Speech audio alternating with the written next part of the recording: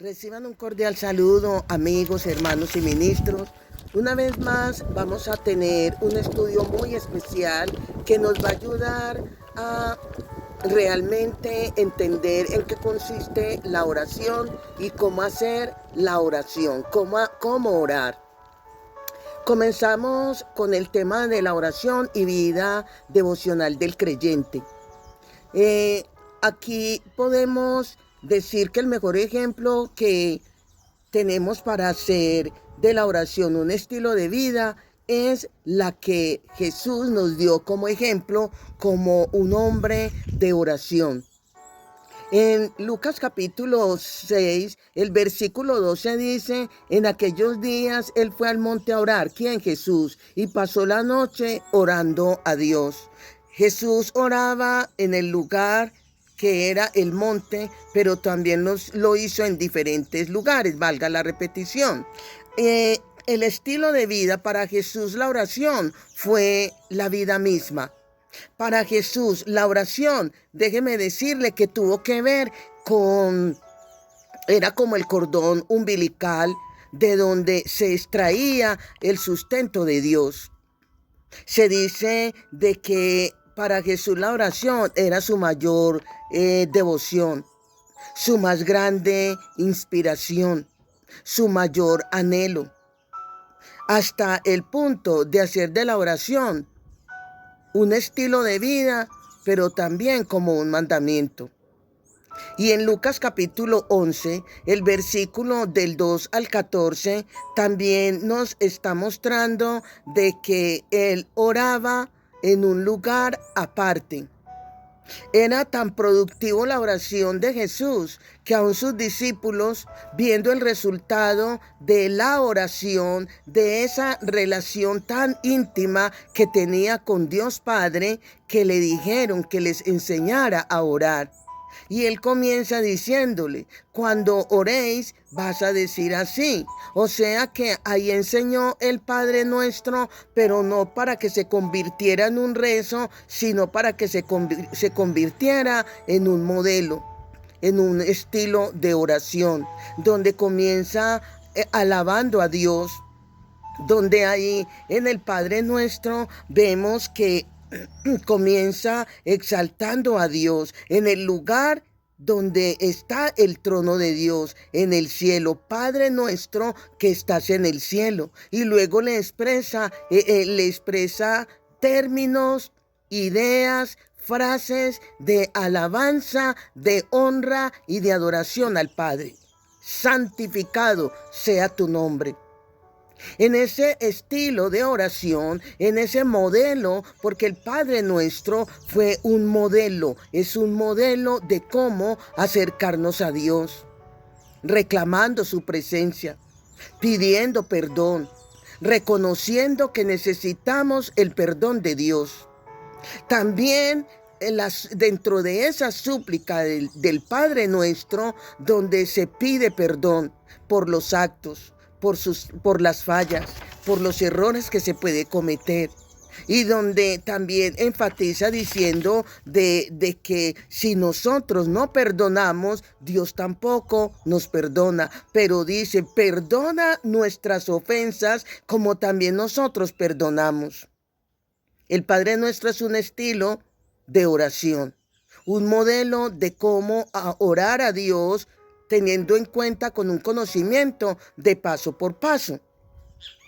Y continuando con la oración y teniendo a Jesús como un modelo, es de entender que otra parte importante es que los discípulos siguieron el modelo de Jesús en la oración. Siguieron un modelo y del cual hicieron de la oración también un estilo de vida, un hábito, algo que no debe faltar en ningún momento, algo que forma parte esencial en la vida del creyente. Esa es la oración. Eso les trajo grandes resultados al convertir la oración a los discípulos, al igual que a Jesús, le trajo muy buenos resultados de tener la oración como un estilo de vida. de donde constituyeron la oración, al igual que Jesús, como un mandamiento. Según Hechos, el capítulo 1, y vamos a estar leyendo algunas porciones donde en Hechos capítulo 1, los versículos del 13 al 14, dice que entrados subieron quienes, los discípulos subieron al aposento alto donde moraba Pedro y Jacobo, Juan, Andrés, Felipe, Tomás, Bartolomé, dice Mateo, Jacobo, hijo de Alfeo, Simón el celote y Judas, hermano de Jacobo. Dice que todos estaban perseverando unánimes en oración. Estaban juntos orando. Tomaron la oración porque vieron grandes resultados, repito, como un estilo de vida. Es de nosotros también tomar la oración, ese modelo que Jesús nos dejó, ese modelo que fue el mismo de orar y tener la oración como la sustancia misma de Dios, así como lo hizo Jesús, es para nosotros hoy.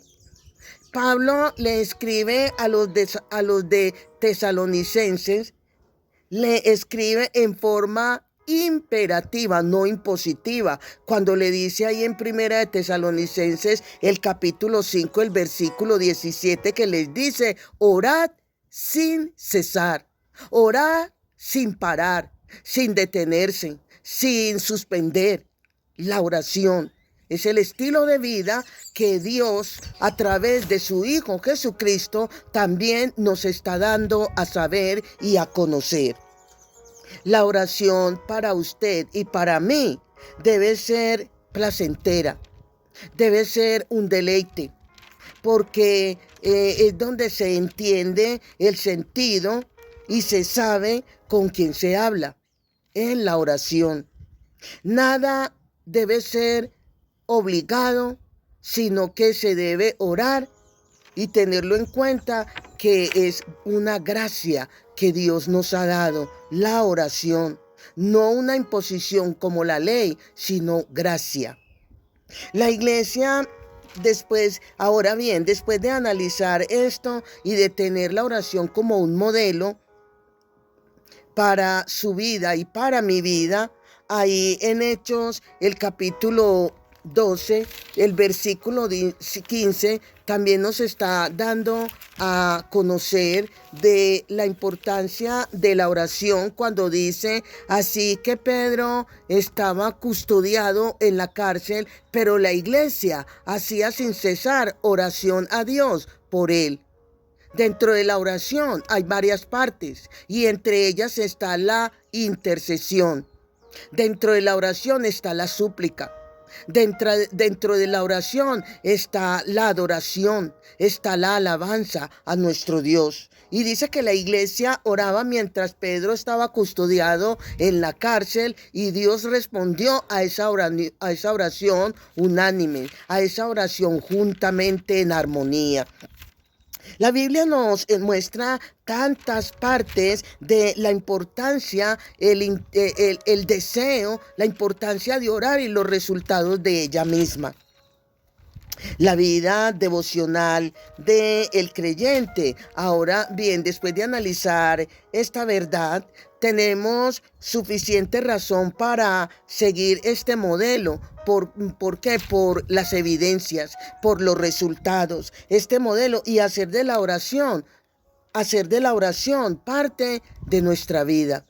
La oración es parte esencial de uno que dice ser creyente, de uno que dice ser cristiano. En un devocional es importante centralizar al Espíritu Santo, que nos guía en enseñarnos a orar, de cómo orar realmente en santidad, de orar en obediencia. También nos está diciendo la invitación es que esa vida de oración en el devocional personal, en el devocional congregacional, en el devocional grupal y familiar, debe ser una prioridad. Sí, pero esa prioridad debe ser después de Dios. No tener la oración como un ídolo. No, después de Dios, nada ni nadie debe ocupar el lugar de la oración. Pero entender que primero es Dios y luego la oración. ¿Por qué digo esto? Porque desafortunadamente nos encontramos con personas que han convertido la oración en un ídolo. Le han dado más prioridad a la oración que al mismo Dios. Y aquí no debe ser así. Un gran porcentaje de los creyentes tienen un poco conocimiento acerca de la oración. Por esta causa, vuelvo a hacer y repito, en otras palabras, es por esta causa, por desconocer el sentido de la oración, la importancia de la oración, en qué consiste la oración, han hecho de ella algo inoportuno. Se ora cuando no hay que orar. Tenemos el ejemplo de Moisés. La Biblia nos muestra este ejemplo porque en cuanto a Moisés, el mar estaba al frente, el desierto estaba al lado. Y en ese momento, cuando llegan a la orilla del Mar Rojo, no era el momento de orar, era el momento de actuar. El mar a un lado, el desierto, el mar a un lado, el desierto de igual manera al lado contrario y se tira a orar. Pero Dios le dice, no es tiempo de orar, en otras palabras, no, es tiempo de creer, párate y toca el mar con la vara que tienes en tu mano. Era el tiempo de qué, de actuar. O sea que es ahí donde estoy diciéndoles que hacemos momentos de la oración, la hacemos inoportuna, porque hay momentos de orar, hay momentos de actuar con base a nuestra fe puesta en la palabra de nuestro Dios. La oración, ahora bien, también es importante hablar en este caso de la oración con actitudes equivocadas, dirigirnos a orar de una manera muy equivocada. ¿En qué consiste? Que le damos a la oración, vuelvo y repito, el primer lugar que no le corresponde. Porque ocupa el primer lugar en la oración. Ocupa el primer lugar cuando pasamos a ser esclavos de ella. ¿De qué? De la oración. Donde pasamos a ser esclavos y de igual manera la idolatramos. ¿Por qué? Porque ocupa el primer lugar, vuelvo a repetir, antes que Dios. En cuanto a esclavos, ahí en Mateo, que es bastante interesante ese pasaje de Mateo, el capítulo 6, el versículo del 5 al 9, es cuando el Señor nos da la indicación de que se debe orar, pero no bajo presión, donde se debe orar conscientemente y aquí no podemos, cuando nos hacemos esclavos, cuando llega el momento que cuando usted y yo nos damos cuenta que nos hemos convertido esclavos de la oración, cuando llegará un momento que no podemos orar por X o Y circunstancias y nos sentimos mal porque no oramos en ese momento. ¿Qué significa? De que le estamos dando tanta prioridad que nos estamos convirtiendo en religiosos. La religiosidad es una equivocación garrafal del creyente, porque en la religiosidad no está el Espíritu Santo. El Espíritu Santo está en la persona que hace con conocimiento las cosas, que ora con un pleno conocimiento de la oración como tal. La importancia de la oración, sí. El interés para orar, sí. Pero no esclavizarnos que si vamos a comer algo, al orar, me encuentro con personas que están se han convertido tan esclavos de la oración que si no oran en el momento antes de comer los alimentos, ya se van a sentir mal. Podemos orar en acción de gracias al terminar un alimento, pero han hecho esquemas, bosquejos y han argumentado lo que la Biblia no dice en cuanto a la oración. Se convierten en religiosos y Dios no quiere que seamos religiosos, seguidos al pie de la letra de la ley, palabra, mas no con conocimiento claro, preciso y conciso. Estas son oraciones, este estilo de tener la oración primero que al mismo Dios. Esto llega a ser, esto rompe la comunión con Dios. Ya se convierte en una barrera porque no es lo que Dios quiere que nosotros tengamos ese concepto de lo que realmente es la oración. O es ahí donde se ora ¿con qué? Con actitudes equivocadas. Hasta el punto que nos preocupa más el lugar donde se lleva a cabo la oración. Y nos preocupa en que debe ser en una posición y listo. No es así. Tenemos que ser libres para buscar a Dios en oración, como lo hizo Jesús, como nuestro estilo, como nuestro modelo a seguir, nuestro Señor Jesucristo. Muchas veces estamos desconociendo el sujeto de nuestra oración. Ni siquiera conocemos a la persona a la cual debemos dirigir esa oración. Y ese sujeto de la oración es nuestro Dios mismo. Perdiendo, cuando nosotros desconocemos el sujeto de la oración, estamos perdiendo el sentido de ella. Es de ahí que el sujeto de la oración nunca se le olvide que es nuestro Dios, el que está por encima de la misma oración. Hay que conocerle para hablarle, para tener esa camaradería, esa relación íntima con él, porque de lo contrario estamos orando a un Dios no conocido. Estamos conversando con un Dios desconocido y se pierde el sentido de lo que en sí debe ser la oración. Las oraciones se vuelven cortas, ligeras y pasajeras porque no conocemos al sujeto de ella. Nadie puede hacer efectiva la oración si no conoce a quién va dirigida. No se hace eficaz, no hay gozo, sino que se convierte sencillamente en un deber sin conocimiento, donde se ora por deber y no por amor, porque debe ser un deleite al conocer al autor de la oración.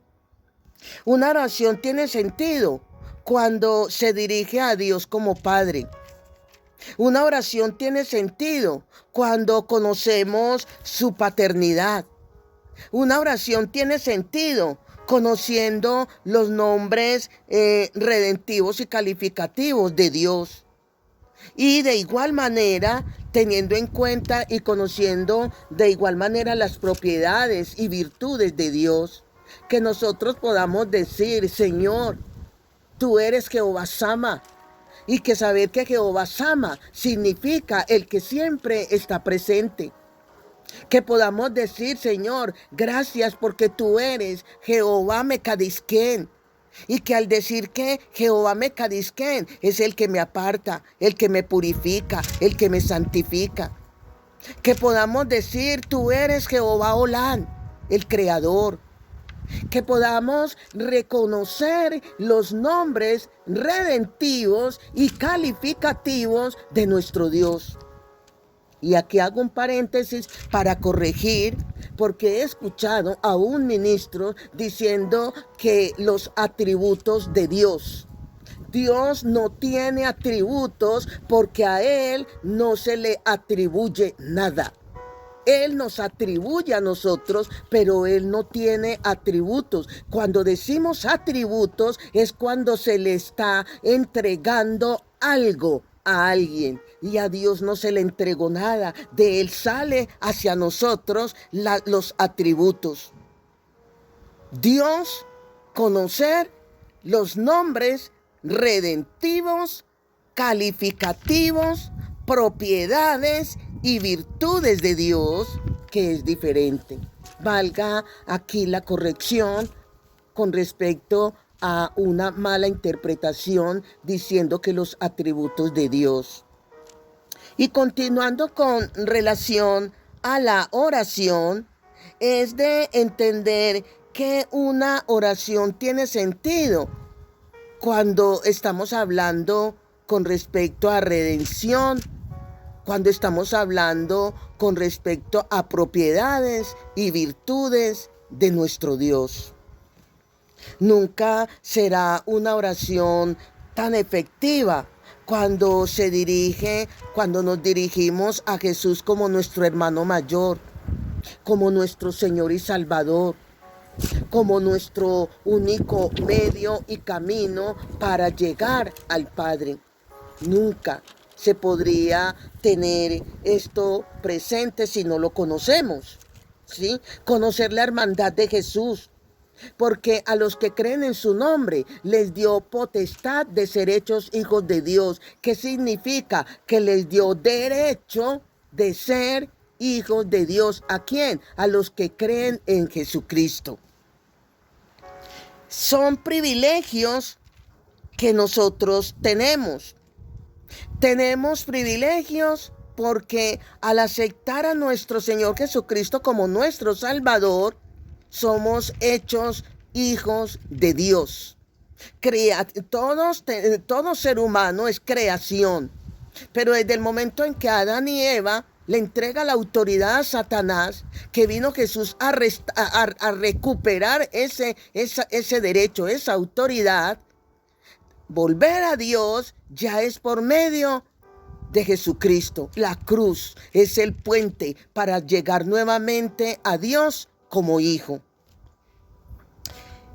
Hay que entender que tenemos nosotros también ese privilegio, y dentro de ese privilegio es entender qué es la oración, que es lo que vamos a estar mirando. Es entender que a quién nos dirigimos mediante el Espíritu de Dios. Es entender quién es el que nos santifica, quién es el que perdona nuestros pecados, quién es el que intercede por nosotros delante del Padre. Esto está incluido en lo que es la oración como tal. Porque es que si nosotros desconocemos el propósito de la oración, no estamos haciendo absolutamente nada. El hecho de que nosotros sepamos qué es la oración, los tipos de oración, los resultados de la oración, que consisten en ver la vivencia de Dios en cada uno de nosotros como hijos, como creyentes. La vivencia de Dios en nuestra propia vida. De que podamos orar y hablar guiados por el Espíritu Santo, y que podamos entender qué es orar en el Espíritu y qué es orar en la carne, y elegir a orar como es eficazmente orar en el Espíritu. Son muchas las cosas que vamos a aprender a través de la oración y vida devocional del creyente. Esta es una introducción y una motivación para que podamos corregir si de pronto no estamos haciendo las cosas bien, para que podamos aprender y aún poder anexar a nuestro estilo de orar de una manera correcta, de una manera eficaz, de así poder estar seguros que estamos hablando con alguien conocido que se llama nuestro Dios. La fuente es el Espíritu Santo y el sujeto de la oración es nuestro Dios. Bajo la dirección del Espíritu Santo y en el nombre de Jesús vamos a aprender a orar como debe ser. Amén. Bendiciones, bendiciones.